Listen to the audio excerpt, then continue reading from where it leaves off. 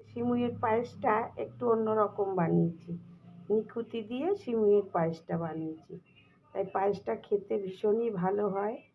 তা আপনারা বাড়িতে একবার বানিয়ে ট্রাই করে দেখতে পারেন।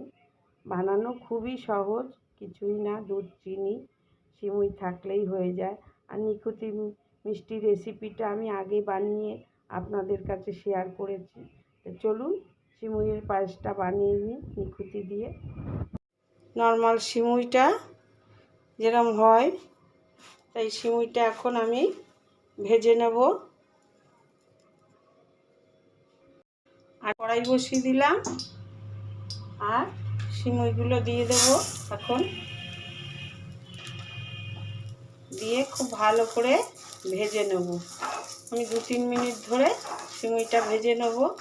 গ্যাসটা একদম সিমে করে দিয়েছি।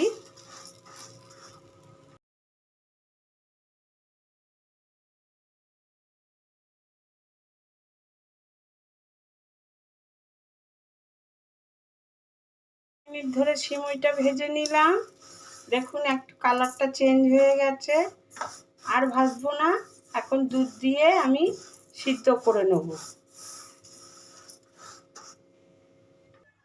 এখন দুধটা দিয়ে দিলাম।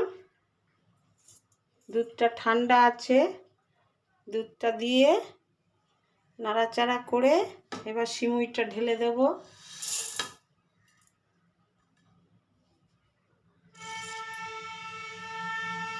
সিমুইটা দিয়ে দিলাম। সিমুইটা এখন আমি খুব ভালো করে সিদ্ধ করে নেব। গ্যাস সিমে আছে, গ্যাসের ফ্লেমটা খুবই কমানো আছে।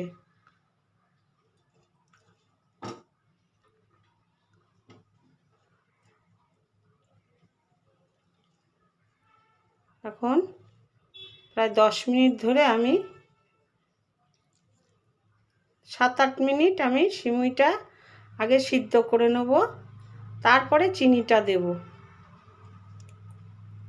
কাপের মতো জল নিয়েছি, জলটা গরম করে নিয়েছি আর গ্যাসটা বন্ধ করে দিয়েছি।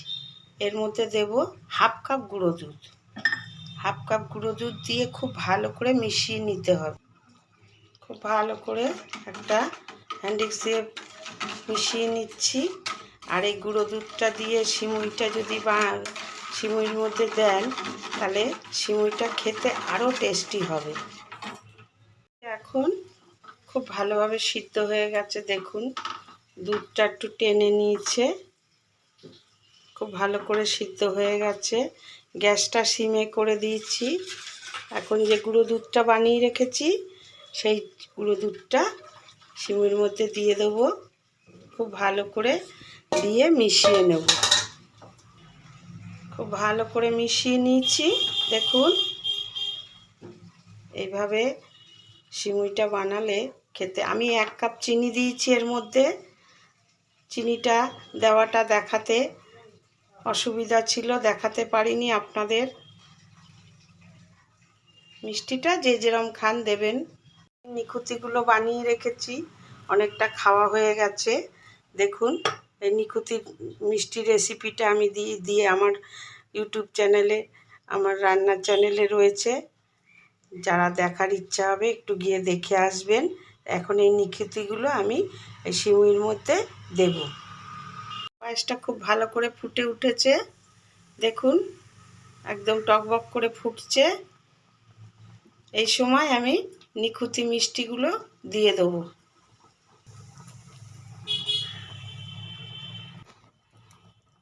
সব মিষ্টিগুলো দিয়ে দিলাম। এখন দিয়ে আমি 5 মিনিট একটু ফুটিয়ে নেব। একটা ঢাকনা দিয়ে ঢেকে 5 মিনিট ফুটিয়ে নেব।